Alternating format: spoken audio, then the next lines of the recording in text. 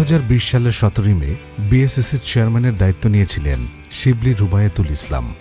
দায়িত্ব নেওয়ার পর 13 দিনের মাথায় 2020 সালের 31 মে শেয়ার বাজারের বন্ধ লেনদেন চালু করেন তিনি। এরপর শুরুর কয়েক মাস তার নেতৃত্বাধীন পুনর্গঠিত কমিশন কারসাজির বিভিন্ন ঘটনার সঙ্গে জড়িতদের বিরুদ্ধে শাস্তিমূলক নানান ব্যবস্থা গ্রহণ করেন।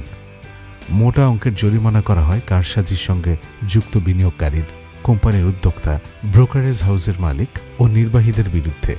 এসব ব্যবস্থা গ্রহণের ফলে বাজারের প্রতি বিনিয়োগকারীদের আস্থা ফিরতে শুরু করে।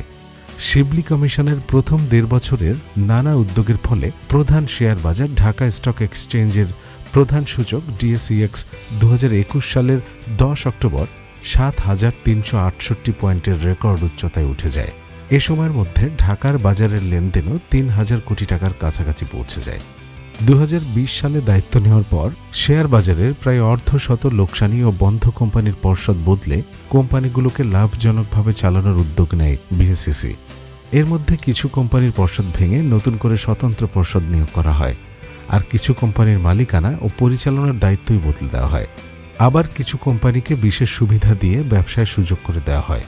বিএসইসির চেয়ারম্যান পদে দ্বিতীয়বারের মতো নিয়োগ পাওয়ায় অধ্যাপক শিবলি রুবায়েতুল ইসলামকে association of bankers Bangladesh limited ABB এর চেয়ারম্যান ও ব্র্যাক ব্যাংকের managing director and CEO Selim Aref Hossain ফুলেল শুভেচ্ছা ও অভিনন্দন জানিয়েছেন।